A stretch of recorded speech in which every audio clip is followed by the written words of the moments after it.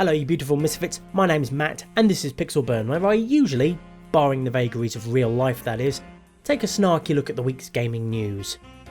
Some of you are probably aware that the second annual Video Game Awards happened earlier this month, particularly if you live in Europe and stayed up till an ungodly hour in the morning to watch it live. I didn't do that of course because some of us have jobs to go to, so I watched it later before starting work on a video about the whole shebang. I even had most of what I was going to say already written out, but there was one specific moment of the awards that initially got me quite excited and then made my blood curdle inside my fucking veins.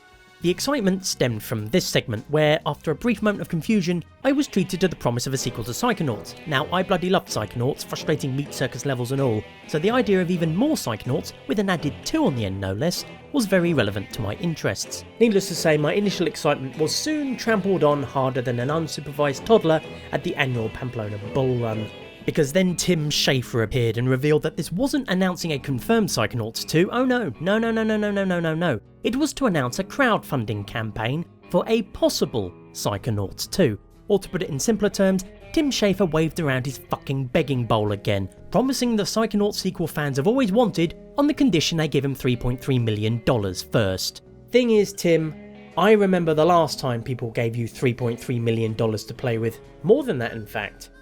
You know, for Broken Age, a game you put out in 2 halves, the first on Steam as a season pass deal because you'd pissed away all your crowdfunding money and had to use cash from sales of the first half to fund the second half, yet still somehow found the money to host a lavish open door party with Phil Fish as DJ in one of the most expensive cities in the world to live and work in, only to then lay off a dozen members of staff almost a month later. Hey guys, are you enjoying the party? I really hope so, because 12 of you won't be here for the next one.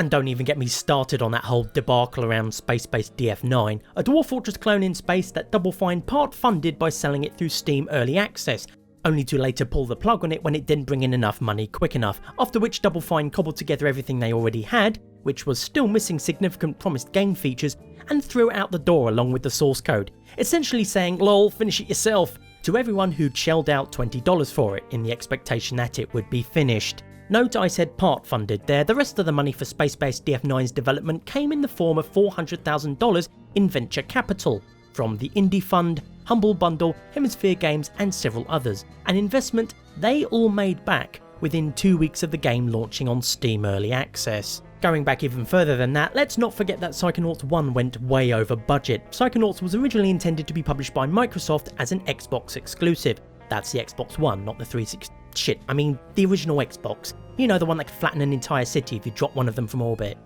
Anyhow, Microsoft ultimately opted out of the deal in 2005 because Double Fine were, and I quote, expensive and late. Although that expensive and late remark isn't directly from Microsoft, they're actually the words of one Caroline Esmodoc, former general studio manager at Double Fine.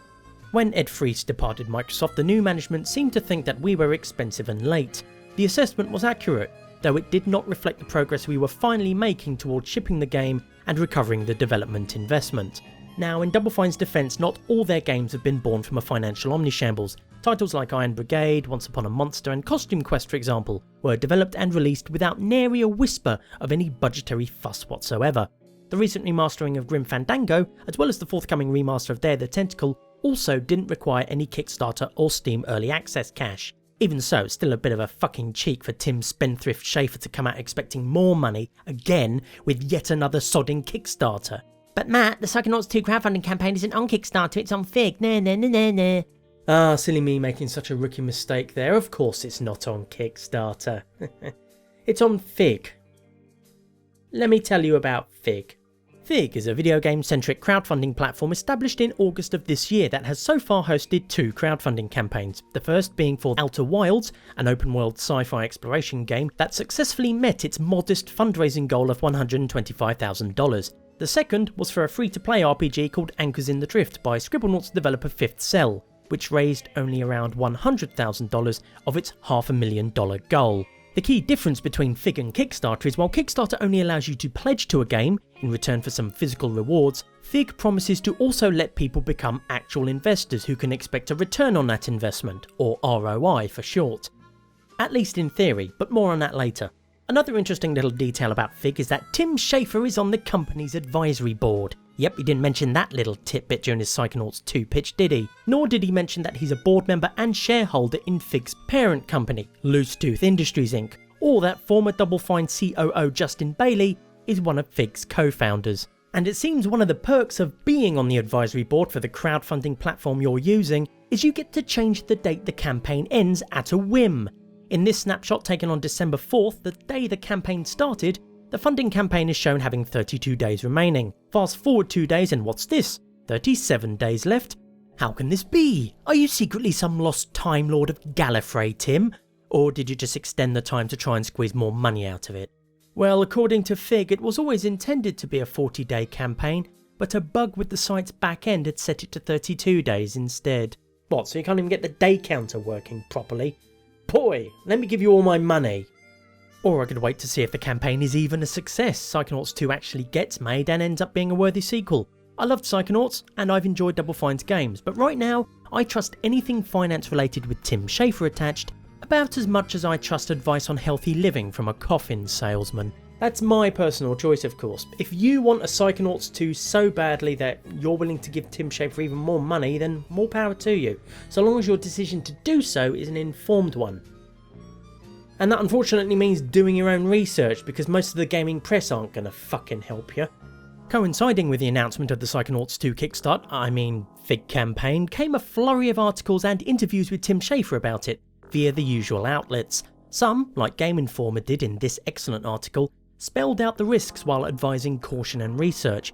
Many other sites, however, churned out little more than puff pieces derived from the same press release, eager and willing cogs in an orchestrated hype machine, shilling the idea that you can become an investor and get a slice of the game's profits.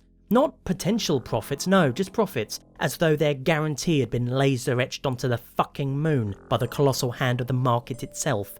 Guess how many of these articles mention space-based DF9, by the way. Perhaps the most insulting piece of all, however, was this shameless 2-bit handjob over at Polygon, a sycophantic scrawl so brown-nosed and servile you'd honestly think the writer was angling for a job at Fig. Anyone can profit from its success? Bollocks, can they? To invest in Psychonauts 2 right now, in a way that'll actually get you any meaningful profit whatsoever, you are required to be an accredited investor under United States law, and to qualify as an accredited investor, you need to have either $1 million in net worth, not including the value of your primary home, or a yearly single income of $200,000, or a combined household yearly income of $300,000 over the previous 2 years. But Matt, Regulation A+ of the 2012 Jumpstart Our Business Startups Act, or JOBS for short, allows Fig to raise investments from multiple sources including unaccredited investors. Did you read about that in this article by any chance? Also on Polygon and also by the same sodding writer. An article that reeks so much of a press release, slightly rejigged just enough to make it sound like it was written by an actual human being and not a robot powered by shoving $10 bills up its arse, that merely reading the headline made me want to projectile vomit my own spleen through 3 feet of solid concrete. And besides, I'm still correct. Right now, any interest you give to Double Fine or Fig as a potential unaccredited investor is completely non-binding, involving no obligation or commitment of any kind whatsoever. You see, the new rules allowing unaccredited investors to officially invest in a Fig-funded game don't come into effect until the 29th of January 2016. What Fig are actually doing right now is inviting people to reserve an investment opportunity in anticipation of this change becoming federal law. So for the time being, while you're under no obligation to give Fig any money, Fig are also under no obligation to reserve any shares for you. In fact, there's a $1.5 million cap on all unaccredited investments, so which offers do you think are going to get priority? The big 10 grand chunks from people with way more cash than they know what to do with, or the comparatively piddly bare minimum investment of $500 you scrounge from behind the sofa? Either way, you're still technically not an investor yet, meaning not just anyone can profit from its success. Speaking of profit, let's talk money. I know this stuff is boring, but please bear with me. Assuming the right laws go into effect, your $500 reservation is accepted and Fig offers you a share in Psychonauts 2, you won't see any returns on that money until the game is finished and goes on sale. That's estimated to be sometime in 2018, by the way, meaning at least a 2-year wait from your initial investment before it starts to pay dividends. Even then, Psychonauts 2 has to sell at least 670,000 copies at an average wholesale price of $21, whereupon your return on investment will be exactly the amount you put in. Yep, that's just to get your investment back, or to put it into businessy speak, that's an ROI of 0% after 2 to 3 years, if not more. Also a very generous prediction considering the original Psychonauts only sold 100,000 copies during its first year in 2005, a result that contributed to the CEO of its publisher, Majesco, resigning and the company's stock plummeting. But that was then, of course. Psychonauts has since built up a cult following and sold almost 1.7 million units in total. Except that's nearly 1.7 million copies over 10 years. Even if Psychonauts 2 manages to hit that target in half the time, you're still looking at 5 whole years before you can expect a return on any investment. By the way, 1.2 million of those sales were only during the last 5 years, and not all of those sales were at full price either. Fig's own infographic shows the majority of these sales came from Humble Bundle deals, and when developers put games in a Humble Bundle, they can usually expect to earn about $1 per copy. Even the Steam and GOG.com figures don't take into account the game's numerous discounts during sales, or that it now retails for $9.99.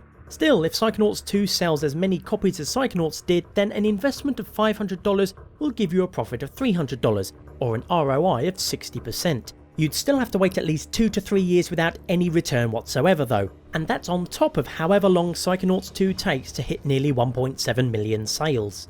By now you're probably thinking, enough money talk, Matthew. What if I don't want to be an investor, huh? What if I just want to support the development and get a free t-shirt? Well, that's actually the least risky option since you're at least guaranteed something by way of a tangible reward. Well, kind of. You need to chip in at least $150 before you qualify for a t-shirt. Double Fine have learned some lessons from their Broken Age Kickstarter, for which they still haven't delivered all the promised backer rewards by the way, so most of the incentives are digital this time round. Which is fair enough. Making various gewgaws and knickknacks then posting them around the world can be expensive, which also gives us a clue as to why the whole investment angle is being played up in the press and promotional materials. That, my dear friends, is because it's a great deal for Double Fine. They only have to pay out dividends if the game was a humongous success, and they get to raise up to $1.5 million without having to splash out on physical rewards and shipping costs. It's practically free money. And why should games journalists care about informing you of this stuff? It's not like they're spending their own dosh or anything. And they get to hang out with Tim Schafer for a while. Isn't that cool? Aren't you happy for them? Now start throwing your money at the screen, filthy gaming plebs. After all, according to Polygon, it's up to fans to push funding over the top. Never mind that you're not getting even a fraction of the protections a standard games development agreement would give to a publisher. You get no stake in the ownership of the IP, no right to make some of the funding conditional on reaching certain milestones, and your investment is not counted as an advance against royalties.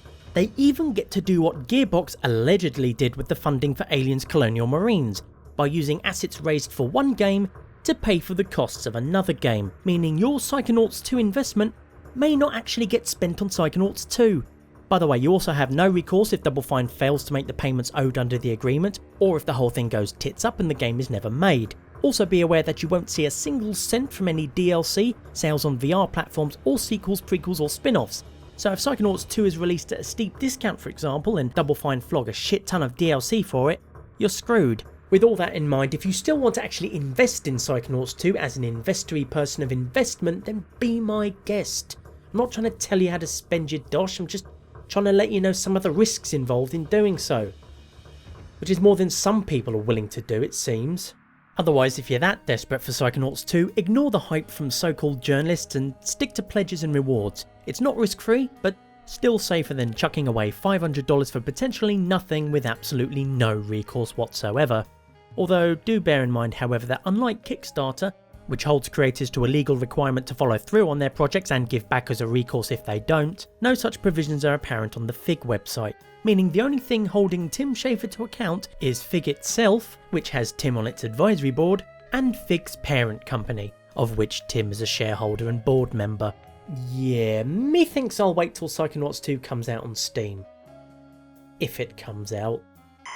That's all for this episode of Pixel Burn. If you liked it, then please do let me know by clicking the appropriate button down below, and let your friends, family and Fig's marketing team over at Polygon know as well. At the very least, I hope you found it tolerable.